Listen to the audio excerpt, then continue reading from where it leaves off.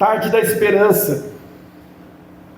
Por que Tarde da Esperança? Algumas igrejas fazem esse mesmo encontro, chamam Tarde da Bênção, tem vários nomes por aí, né? E nós então aqui estamos como Tarde da Esperança. Mas que esperança é essa, né?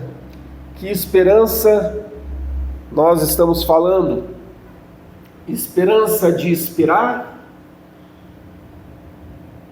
Esperança do quê? E hoje eu queria trazer uma reflexão em cima disso, nesse primeiro encontro. Obrigado. Maravilha. Nesse primeiro encontro, para nós entendermos um pouquinho esse conceito aqui de esperança, que vai muito além de esperar, não é esperança de esperar, né? Mas eu queria que você abrisse a sua Bíblia lá em Romanos, sua Bíblia, o seu aplicativo, como queiram. Romanos, no capítulo 15.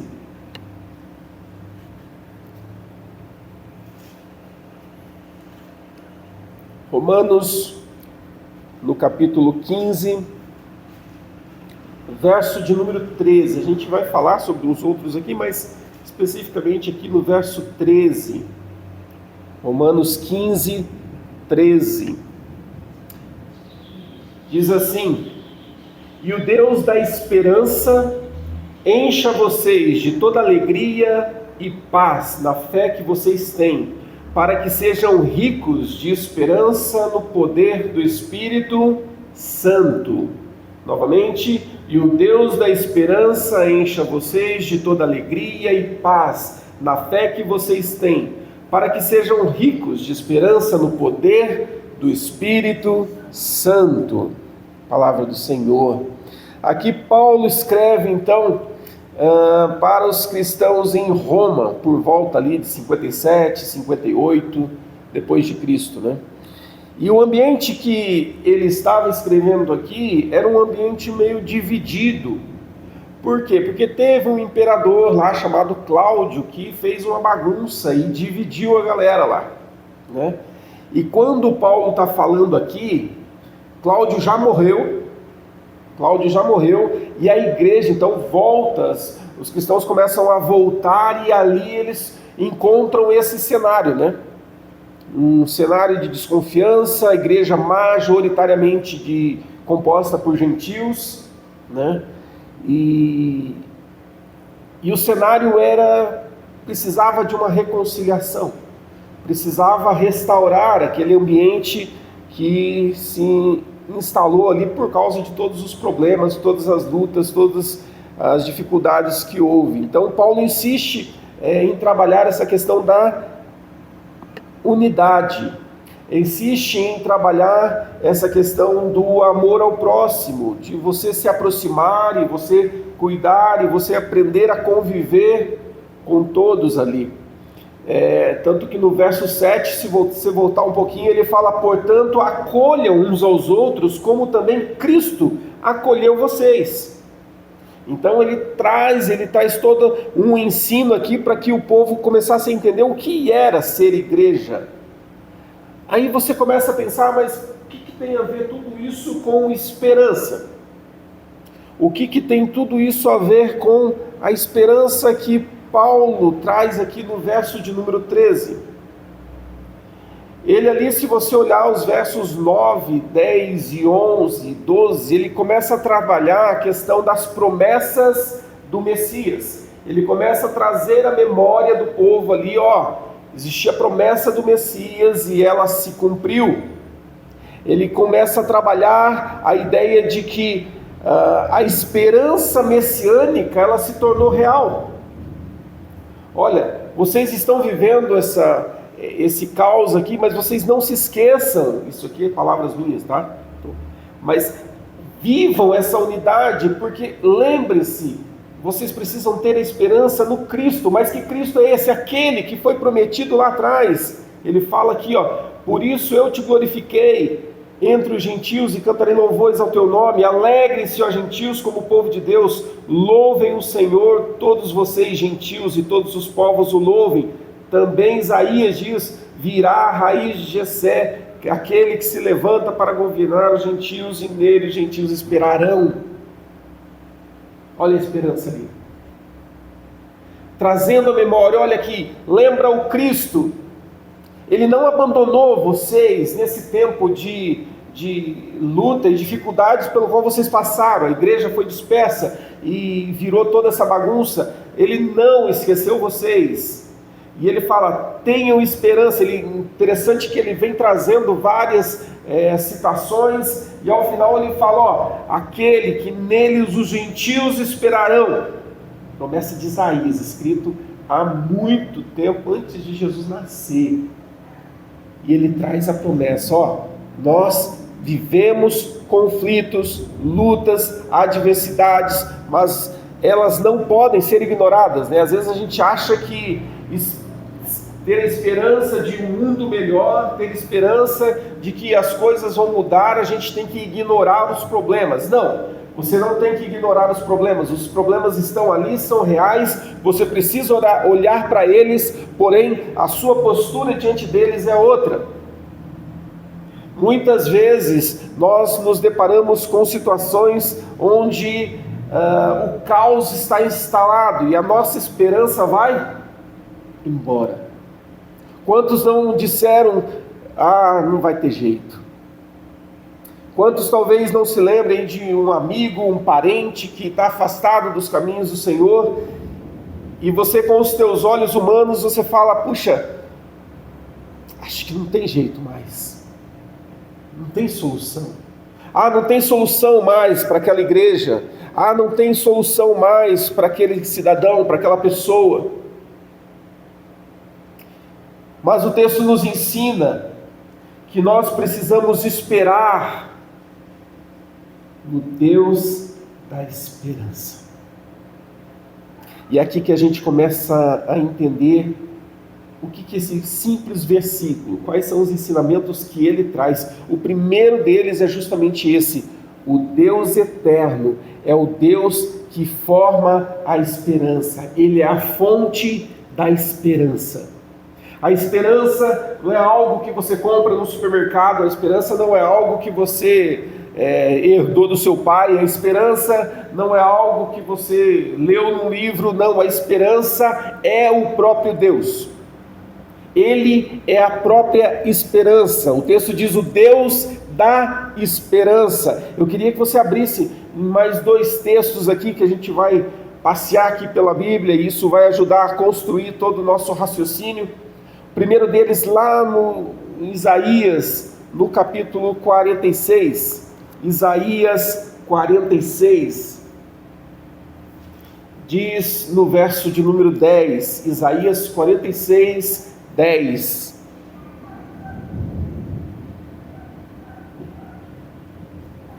Desde o princípio anuncio o que há de acontecer, e desde a antiguidade revelo as coisas que ainda não sucederam.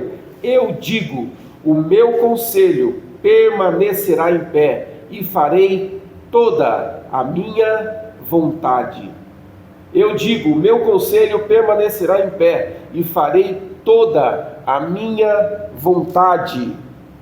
Ou seja, mostra a soberania de Deus, dizendo que Ele está no controle de todas as coisas e que a esperança está nele, porque Ele domina todas as coisas. Ele governa todas as coisas, Ele é o Criador de todas as coisas. E depois um outro texto que está em Romanos mesmo, a gente leu Romanos 15, se você voltar algumas páginas aí, em Romanos 4.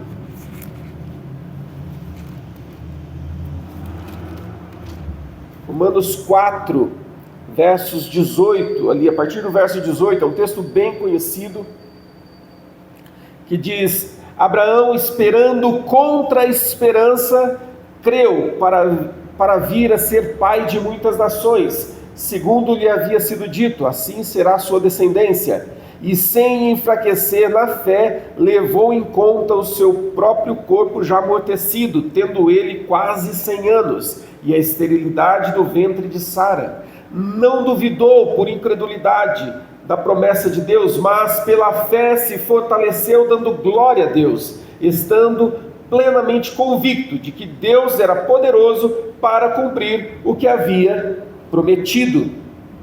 Abraão, a gente conhece a história, já idoso, ele recebe a promessa de que seria pai de muitas nações. Sara estéril, então não podia ser um cenário pior, né?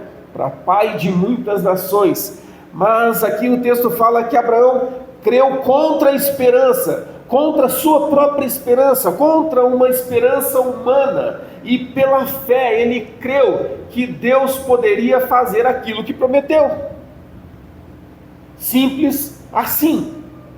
Ele olhou todo o cenário, ele viu tudo o que acontecia, ele viu que não existia possibilidade nenhuma daquilo acontecer humanamente falando, mas ele creu contra a sua própria esperança. É como se ele dissesse: Senhor, enfim, não sei se vai rolar, mas na tua palavra eu creio. Se o Senhor falou, eu creio. Se o Senhor prometeu, o Senhor pode fazer. No Senhor a gente pode ter a certeza. No Senhor nós temos o sim e o não. E é isso que precisa nos fortalecer. O outro texto está em Hebreus, só um pouco para frente ali, Hebreus no capítulo 6. Hebreus 6, a partir do verso 9 ali. Quanto a vocês, meus amados, ainda que falemos dessa maneira, estamos certos de que coisas melhores os esperam, coisas relacionadas com a salvação, porque Deus não é injusto para se esquecer do trabalho que vocês fizeram e do amor que mostraram para com o seu nome, pois vocês serviram e ainda estão servindo aos santos. Até o 12. Desejamos que cada um de vocês continue mostrando até o fim o mesmo empenho para a plena certeza da esperança, para que não se tornem preguiçosos, mas imitadores daquele que pela fé e pela paciência herdaram as promessas. Aqui até o 12, depois você pula para o verso 19. Temos esta esperança por âncora da alma, segura e firme, que entra no santuário que fica atrás do véu. Aqui ele traz essa ideia de que nós precisamos crer e acreditar e confiar no Senhor como uma esperança que está ancorada. E aqui é bem interessante porque duas ilustrações, né? A gente pode ter uma esperança como um balão de ar, uma bexiga, um balão de ar.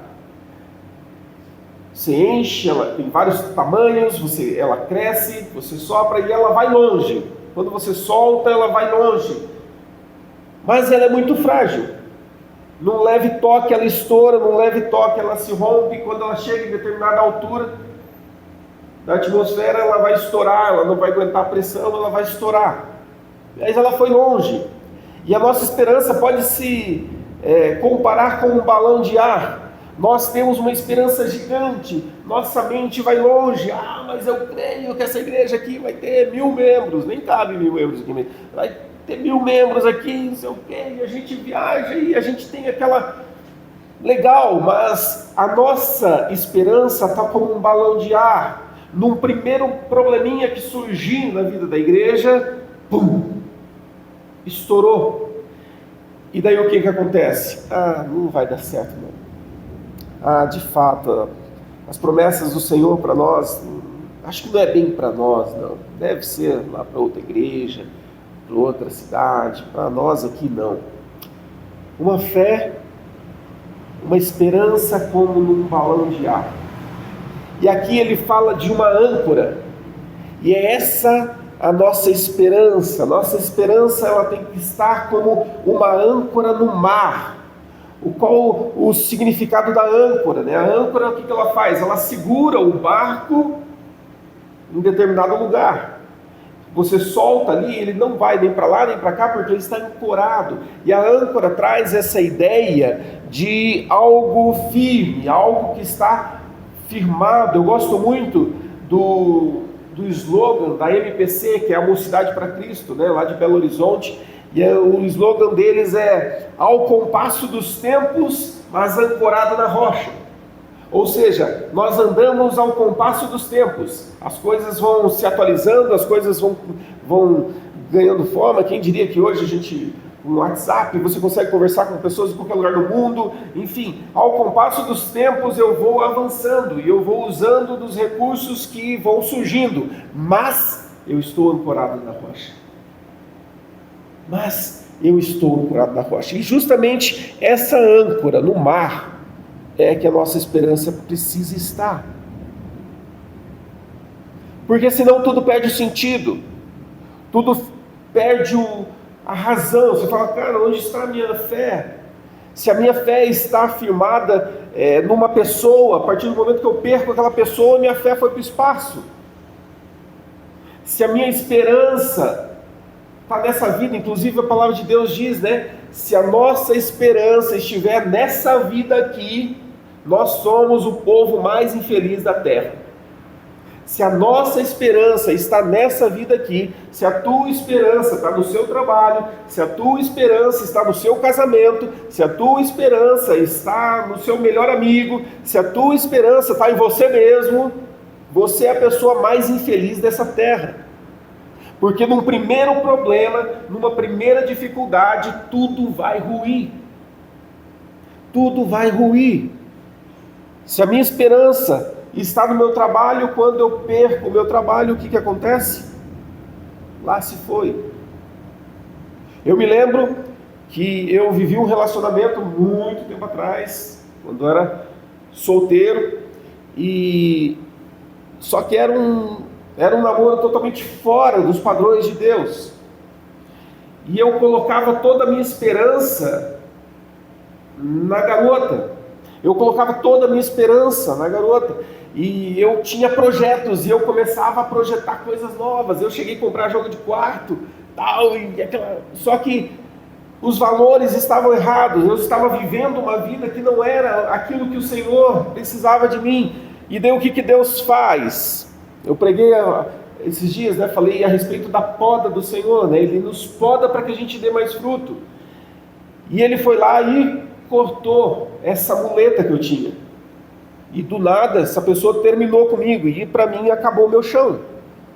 Porque é onde estava alicerçada a minha esperança. E a minha esperança ruiu.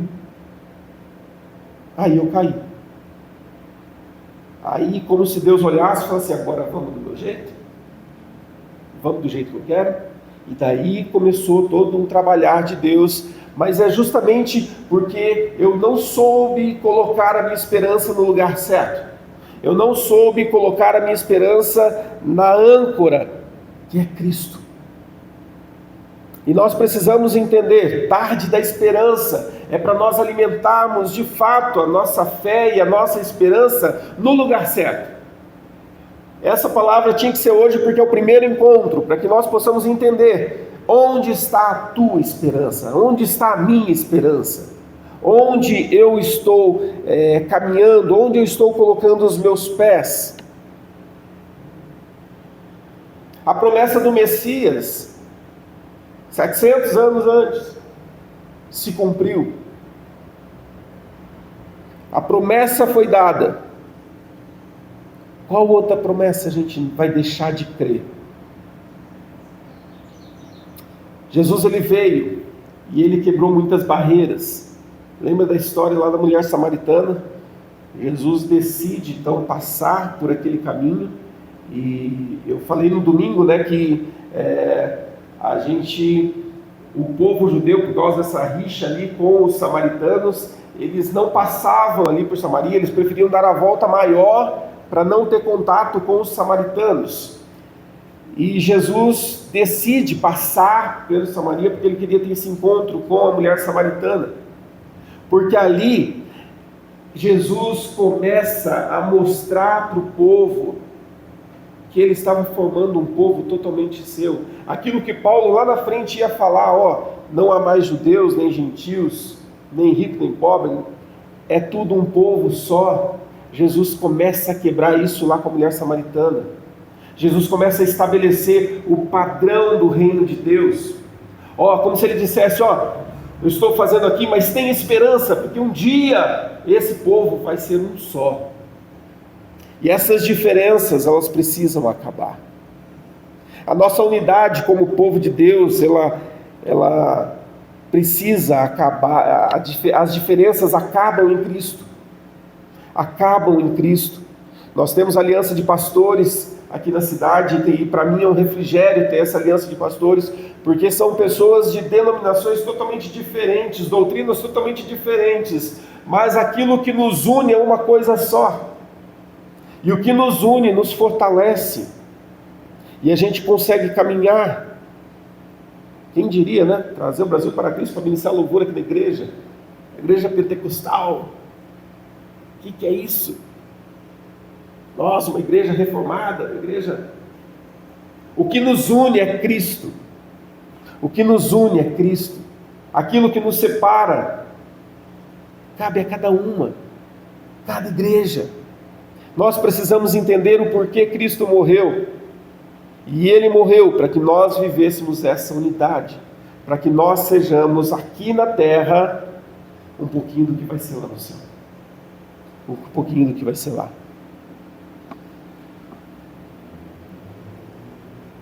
O texto diz: vos encha de alegria e paz. Os frutos da esperança, eles promovem paz. Paulo na prisão, quando ele está com Silas, ele é açoitado injustamente, ele é preso injustamente, e ele vai para a cadeia louvando ao Senhor. Depois a gente conhece a história, né? As paredes se romperam, enfim, tudo para que o carcereiro tivesse um encontro com Jesus, ele e toda a sua família fosse salva. Mas a cena de Paulo e Silas louvando a Deus no meio do caos é para nos dizer assim, ó, eu tenho esperança. É para nos dizer assim, ó, o fruto dessa minha esperança é a paz que eu vou gerar aqui dentro. Então a nossa esperança no Senhor precisa gerar paz no teu meio ambiente. Tem uns cristãos, entre aspas, que promovem discórdia, promovem divisão, promovem briga, mas a esperança em Cristo promove paz. E nós precisamos ser esse, e eu estou falando, e tudo que eu estou falando aqui está só nesse versículo aqui, no verso 13. Promove paz, e vos encha de alegria e paz. A alegria e a paz, ela não depende das circunstâncias. A sua esperança independe das circunstâncias. Você pode estar vivendo um tempo muito bom, como você pode estar vivendo um tempo de lutas. Mas e aí? Eu me lembro de um pastor que eu tive, que ele chegou e falou: Éder, se todo mundo te abandonar, inclusive sua esposa, se todos te abandonarem, você vai continuar servindo a Deus? Se todo mundo virar as costas para você, você vai continuar servindo a Deus? Isso mexe com a gente, porque você fala, puxa, para viver isso eu preciso estar com a minha esperança firmada no lugar certo. Eu preciso estar com a minha esperança realmente em Cristo Jesus, porque é Ele que vai me dizer onde eu devo estar, o que eu devo fazer, e eu vou promover, por mais que me ataquem, por mais que me firam. O Senhor é o meu justo juiz. Ele é aquele que me guarda. Ele é aquele que me sustenta. Ele é aquele que faz nova todas as coisas. Cristo uniu judeus e gentios. Hoje, Ele une pessoas diferentes.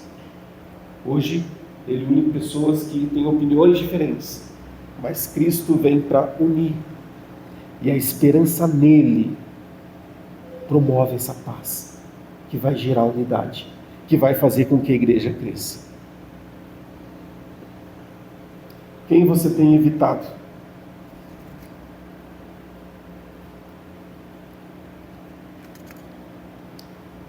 Você percebe pessoas à sua volta que às vezes evitam você? Você percebe que às vezes um grupo de pessoas te exclui. Você percebe que talvez até você pode ser essa pessoa que exclui e deixa de lado. Nós precisamos entender qual é o nosso papel no reino de Deus. E aqui a gente está falando de esperança. Aqui a gente está falando em descansar no Senhor. E ele termina esse verso dizendo: para que sejam ricos de esperança no poder do Espírito Santo. Em outras versões fala transbordar de esperança pelo poder do Espírito Santo. Transbordar é algo sobrenatural. Ser rico e cheio de esperança só pode existir pelo poder do Espírito Santo. Sabe por quê? Porque nós somos humanos. E talvez se você estivesse no lugar de Abraão lá atrás, você faria diferente do que ele fez. Porque ele creu contra a esperança. Talvez aquilo que os teus olhos veem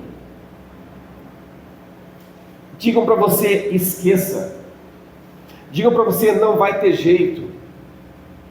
Digam para você: já era, acabou.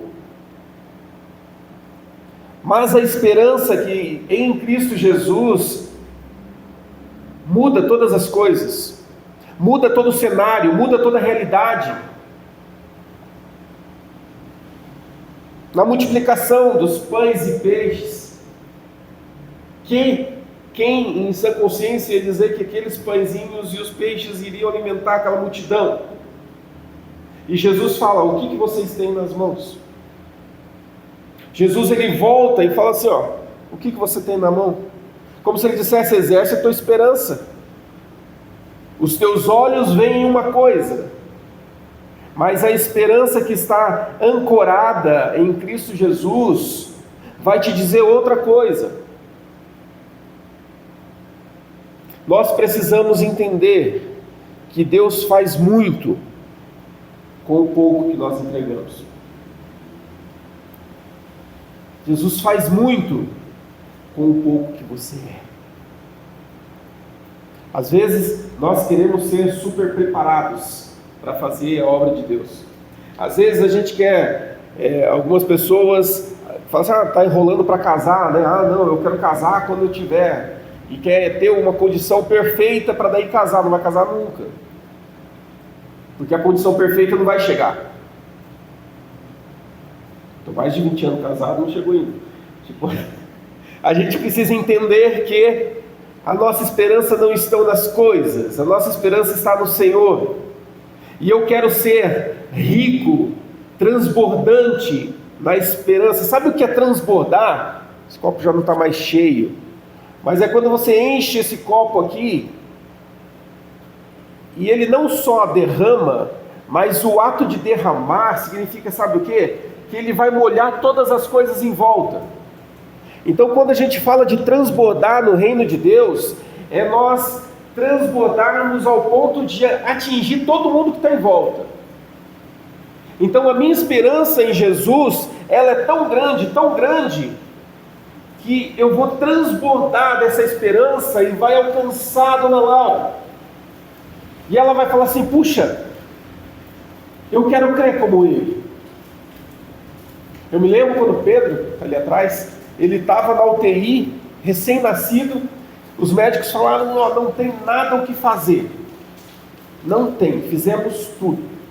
Como se dissesse: já era. E eu falei: uau, e agora? Crer contra a esperança. Crer contra a esperança. Senhor, e eu já não tinha mais fé.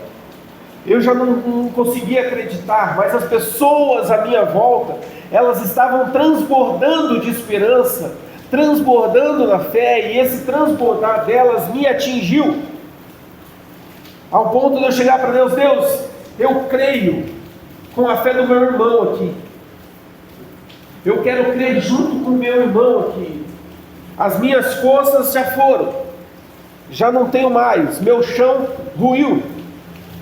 Mas o meu irmão está crendo, eu quero crer com ele.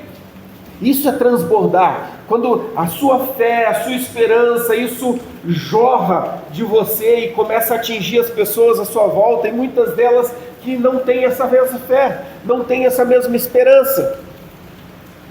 Isso é transbordar. O transbordar não é só para dizer assim, nossa, olha como você está cheio. Não, esse aí é orgulho. Você chegar e falar, olha como eu estou cheio de Deus. Viu, dona Marta? Inveja. O transbordar é para que você atinja as outras pessoas, derrame a ponto de alcançar as pessoas e elas serem tomadas por esse ambiente e falar, Senhor, eu quero viver isso, eu quero viver exatamente isso. Eu não quero olhar mais as circunstâncias, eu não quero mais olhar com os meus olhos, eu não quero olhar para os bancos e ver bancos vazios, mas eu quero olhar com os olhos da fé, crendo na esperança, e a minha esperança é Cristo. Ele é a esperança. É nisso que nós precisamos crer. E ele fala aqui que para nós sermos transbordantes, para que nós sejamos cheios, para que nós sejamos ricos em esperança, precisamos do poder do Espírito Santo. Precisamos da ação do Espírito Santo em nós. Devemos orar, Senhor, aumenta a minha fé, Senhor, aumenta a minha esperança, Senhor, aumenta, faça com que eu transborde, porque somente quando o Teu Espírito Santo agir na minha vida, isso vai se tornar real. Isso vai se tornar real. Imagina as suas lutas, imagina as batalhas que você enfrenta. Cada um aqui tem a sua batalha, eu tenho as minhas batalhas. Olha para elas agora. E veja se você tem olhado para essas batalhas com os teus olhos ou com os olhos de Deus, com a tua esperança ou com a esperança que vem do Senhor. Talvez a gente está olhando com os nossos olhos, e de fato, se você olhar com os teus olhos, você não vai chegar a lugar algum. Nós precisamos, Senhor, me encha, enche-me, Senhor. Eu quero ser cheio para que eu possa transbordar, Senhor. Esperança em Cristo Jesus é isso. Quando eu digo que Ele é esperança, eu estou dizendo que Ele é a fonte inesgotável. Ele é a fonte inesgotável. Ele não é apenas o doador de esperança, mas Ele é a esperança. E lembra quando a gente lê na palavra de Deus que a gente precisa ser achado nele? O ser achado nele, o que é? É estarmos tão íntimos com o Senhor, que as pessoas olham para você, elas veem Jesus, não veem você. As suas atitudes não mostram quem você é, mostram quem é Jesus em você. Porque Ele é a essência de todas as coisas. O Espírito Santo tem o poder para nos capacitar e para nos guiar a esse transbordar. Eu quero encerrar esse tempo te convidando a refletir aí sobre quais situações na tua vida têm roubado a tua esperança. Quais situações têm ou tentado roubar, a sua esperança.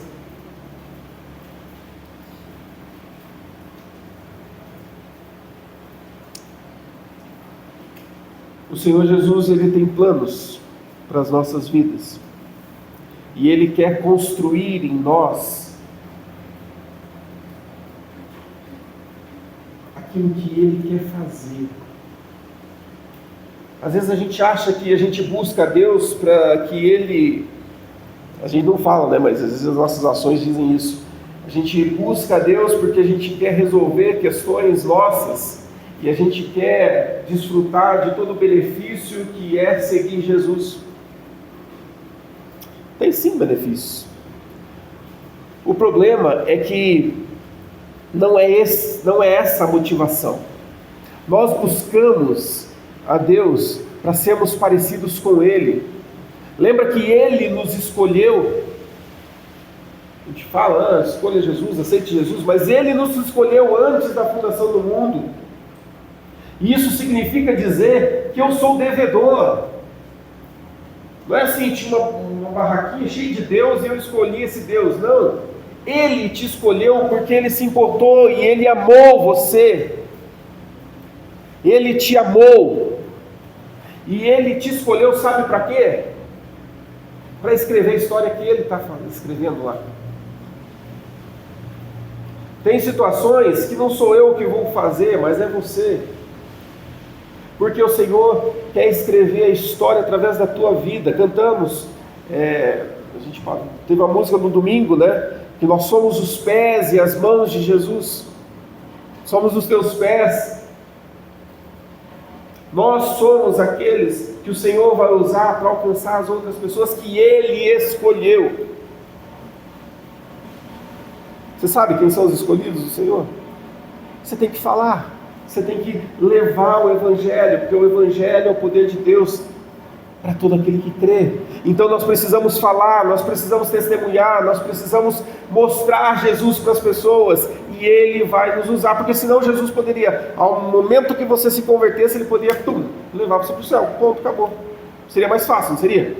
Você não ia pecar mais, você não ia mais ter problema, acabou, você se converteu e levou para o céu. Mas não, por que Ele não nos leva? Porque Ele tem algo para escrever através da tua vida, através da minha vida. E a nossa esperança precisa estar nisso. Senhor, se eu estou aqui, é porque o Senhor tem algo para fazer através da minha vida. Eu estou aqui, eis-me aqui. O que o Senhor tem? O que o Senhor quer com tudo isso? O que o Senhor quer fazer?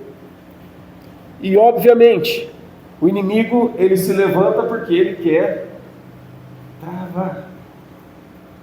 Paulo fala que em algumas cartas que ele queria estar em determinado local, mas ele não podia, por quê? O diabo travou ele lá.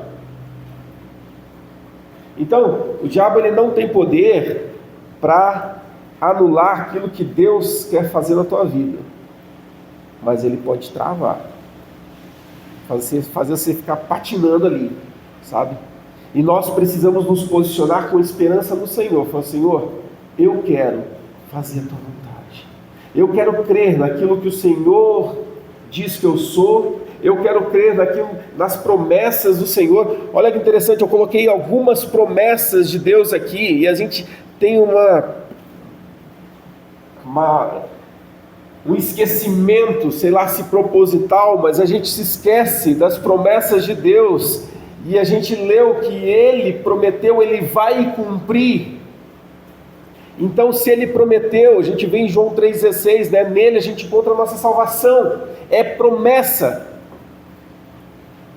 E o Espírito Santo como nosso ajudador, em João 14,26. A presença dele, né? Ele vai estar com vocês todos os dias, são promessas. E às vezes a gente se esquece disso, a gente passa pelo turbilhão e a gente perde a esperança. E eu fico imaginando Deus olhando assim e falando, olha lá, na revelação que eu já deixei para vocês, está tudo lá, está tudo escrito, eu vou estar com vocês, creia, renove sua esperança. Filipenses 4,7, que Ele vai nos dar a sua paz. 4,19, Filipenses também, que Ele vai suprir todas as nossas necessidades. E detalhe, né? Ele vai suprir todas as nossas necessidades, não todos os nossos desejos. O pessoal confunde, acha que Ele vai suprir todos os nossos desejos, né? Não, Ele vai suprir todas as nossas necessidades. Em Mateus 11,28, nos trará descanso. Em 1 Coríntios 15,57, enfim, são várias, vencendo o pecado, são várias as promessas de Deus que a gente precisa se apegar e falar, Senhor, é sobre a tua palavra, não é sobre o que um pastor falou, não é sobre o que um irmão falou, não é sobre, é sobre a tua palavra. A minha esperança está sobre a tua palavra. Ela disse, eu creio, porque o Senhor é fiel para fazer. Esperança como âncora, esperança como aquela que nos firma no lugar certo. Não importam as circunstâncias, não importa aquilo que você está vivendo ou aquilo que você vai viver, não importa se a tua fé e a tua esperança estiverem no lugar certo. Ele é a fonte, Ele é a esperança. E que nós possamos sair hoje daqui com a nossa fé e a nossa esperança renovada. Novamente o texto: e o Deus da esperança encha vocês de toda alegria e paz na fé que vocês têm, para que sejam ricos de esperança no poder do Espírito Santo. A esperança em Deus não é um conto de fadas para os fracos. A esperança em Deus é a força que nos impulsiona para viver coisas extraordinárias. Nos impulsiona para viver o propósito e o significado de tudo aquilo que Deus está fazendo. Que Deus te dê esperança. Que Deus te dê força. Que Deus te dê alegria e paz. E que você possa transbordar nisso. Que você possa desejar isso. E você possa transbordar. Não para que você seja o rei ou a rainha da esperança, mas para que você seja aquele que vai alcançar as outras pessoas e vai atingir as pessoas ao seu redor. E aquelas que estiverem fracas, aquelas que estiverem sem esperança, elas serão cheias, porque você transbordou. Porque você transbordou.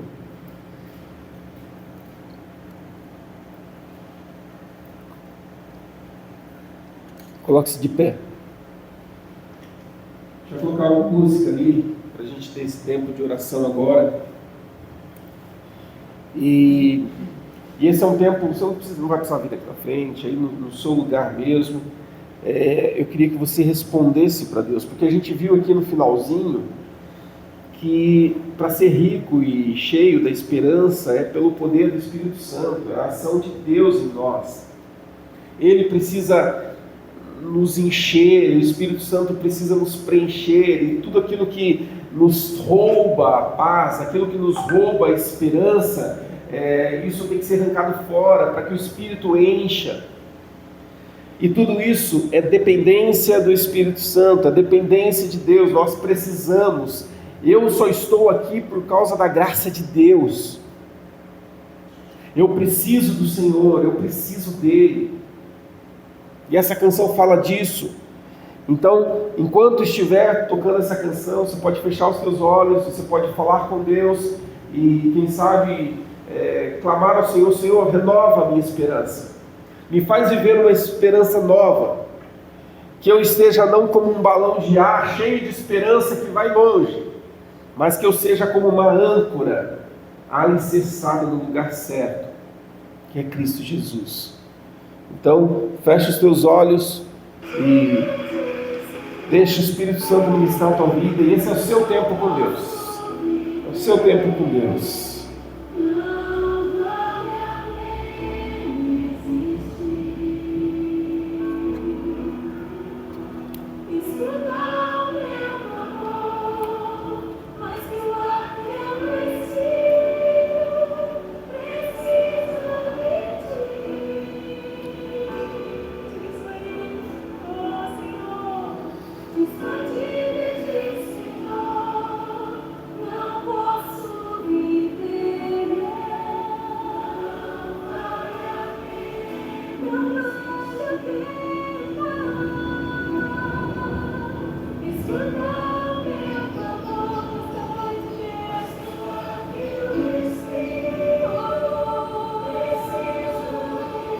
Declara que você precisa dele e que a sua esperança precisa ser renovada por ele em você.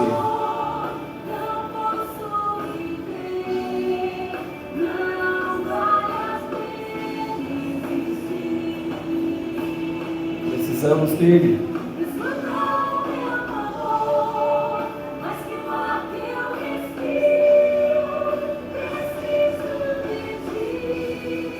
Sim, Deus, que o Senhor possa renovar, Senhor, em nós a esperança, a fé, que o Senhor possa renovar na vida de cada um de nós, ó Deus, a certeza de que todas as promessas dadas, todas as promessas feitas, elas irão se cumprir. e não são as circunstâncias à nossa volta, Senhor, não são os problemas à nossa volta que vão dizer onde nossa esperança deve estar, porque a nossa esperança vai além das circunstâncias e dos problemas. A nossa esperança está no Senhor, que fez os céus e a terra.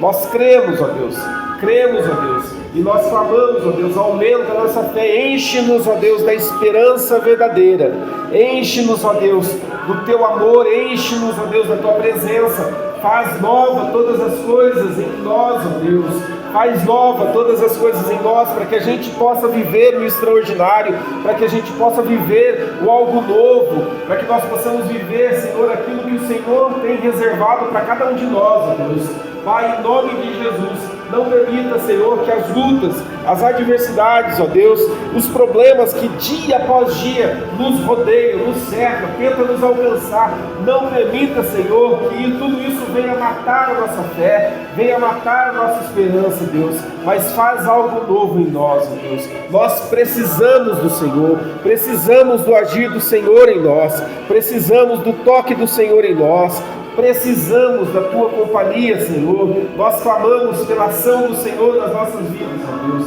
e que nós possamos viver o novo, que nós possamos viver algo novo todos os dias, e que nós possamos olhar para Ti com olhos de fé, olhos de esperança, crendo que o Senhor não vai fazer, mas que o Senhor já está fazendo, Senhor. Faz isso, Deus, nas nossas vidas, faz isso na vida de cada um que está aqui, Senhor, e que nós possamos ser tomados pela Tua presença, tomados pelo Teu amor, Senhor, e que nós possamos transbordar, e que esse transbordar alcance as pessoas ao nosso volta, Senhor Jesus. Pai, que isso nunca saia da nossa mente. O transbordar é aquilo que vai alcançar as pessoas que estão à nossa volta. Eu quero transbordar, para que as pessoas sejam tomadas, ó Deus, pelo Teu amor, pela Tua presença, Senhor.